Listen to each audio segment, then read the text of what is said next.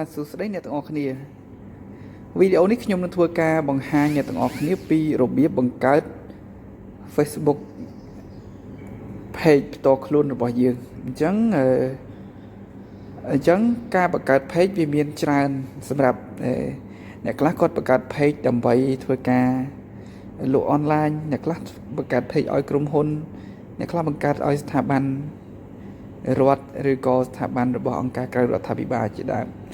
អញ្ចឹងក្នុងករណីនេះគឺខ្ញុំចង់បង្ហាញអ្នកទាំងអស់គ្នាពីរបៀបបង្កើត page តខ្លួនរបស់យើងអូខេអញ្ចឹងដើម្បីឲ្យបង្កើត Facebook page បានយើងគ្រាន់តែចូលមកកាន់បាទជាដំបូងយើងបើកកម្មវិធី Facebook មកបន្ទាប់មកទៀតយើងអាចចូលមកកាន់ត្រង់ page កន្លែងនេះក៏បានសម្រាប់បើសិនជាអត់មានត្រង់កន្លែងហ្នឹង page ត្រង់កន្លែងហ្នឹងទេហើយយើងអាចចូលមកត្រង់កន្លែង menu នេះបាទយើងចូលមកអញ្ចឹងនៅកន្លែងហ្នឹងវាមាន page បាទយក page នេះអញ្ចឹងបងប្អូនគាត់ទៅចុចទៅលើយក page មកបន្ទាប់មកទៀតចុចទៅលើពាក្យថា create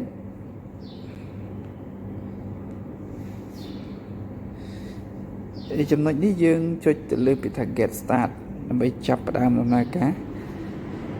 ហើយធ្វើការវាបញ្ចូលឈ្មោះរបស់ page អញ្ចឹងយើងអាចដាក់ឈ្មោះ page ហ្នឹងគឺក្នុងករណីហ្នឹងខ្ញុំប្រើ page ផ្ទាល់ខ្លួនបាទអូខេយើងអាចដាក់ប៉ុណ្ណឹងក៏បានដែរណាចុច next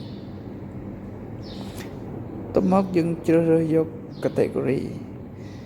អញ្ចឹង category ហ្នឹងគឺវាមានសារៈប្រយោជន៍សម្រាប់ page របស់យើងក្នុងការឲ្យគេស្វែងរកយើងអញ្ចឹងយើងអាចជ្រើសយកមកអាចជា personal blog បាទយើងអាចយកជាបាទ public figure អញ្ចឹងខ្ញុំចង់បញ្ជាក់ personal blog ហ្នឹងគឺយើងធ្វើជាលក្ខណៈផ្ទាល់ខ្លួនសាមញ្ញធម្មតាទេហើយបើសិនជាយើងចង់បានជា public figure ហ្នឹងគឺសំដៅទៅដល់បើយើងចង់ build brand ធ្វើជាគេថាអ្នកមានគេឈ្មោះក្នុងសង្គមអញ្ចឹងណាដូចជាតារាបែបពួកតារាឬក៏ជា public speaker ឬក៏ជាអ្នកនយោបាយអីអញ្ចឹងទៅយើងអាចយកជា public figure អីចឹងទៅអញ្ចឹងខ្ញុំចុចnick នេះដើម្បីបន្តទៅមុខទៀតបាទបន្ទាប់មកតម្រូវឲ្យយើងដាក់ website អញ្ចឹងសម្រាប់ផ្ទាល់ខ្លួនរបស់យើងអត់បាច់ដាក់ website ក៏បានដែរយើងគ្រាន់តែគ្រីស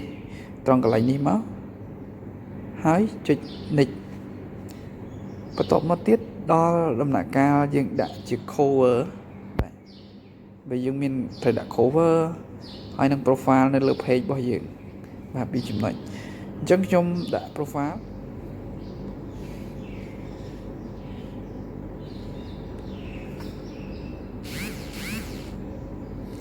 បន្ទាប់មកយើងដាក់ cover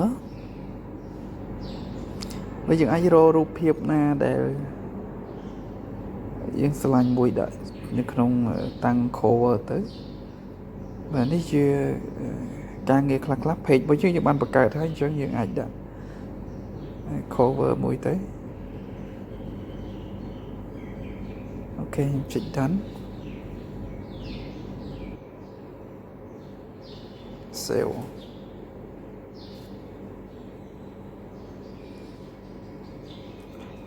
តោះមកយើងចុចពាក្យថា done នៅខាងក្រោមនេះ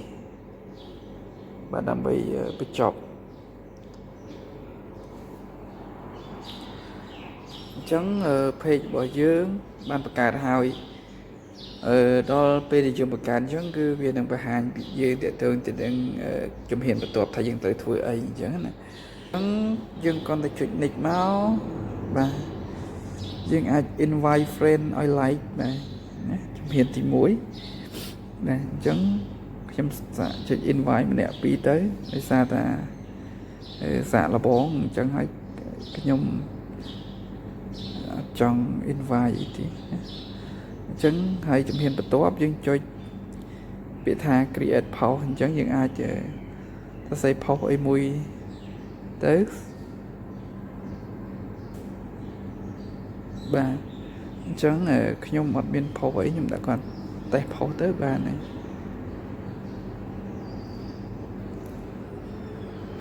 បាទជំហានទី2 connect to WhatsApp អញ្ចឹងបើយើងមាន WhatsApp បាទយើងអាច connect ទៅបើអត់ក៏មិនបាច់ដែរមួយទៀត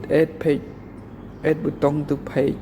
for visitor អញ្ចឹងយើងអាចដាក់ button អីមួយនៅលើ page អីហ្នឹងបាទអញ្ចឹងតកតងទៅនឹងចំណុចអស់ហ្នឹងយើងអាចដាក់ក៏បានដែរมันមានអីច្រើនបាទអញ្ចឹងយើងអាច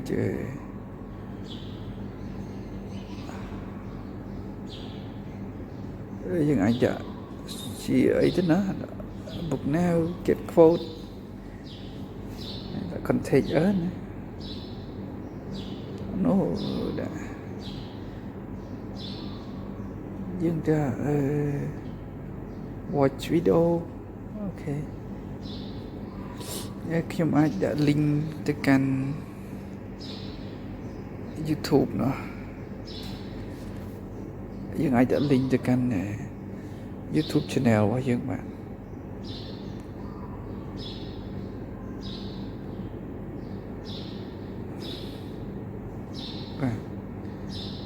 ចឹងយើងអាចដាក់ link ចូលមក paste club អូខេអញ្ចឹងប៊ូតុងបាន add ហើយនៅមួយ step ទៀត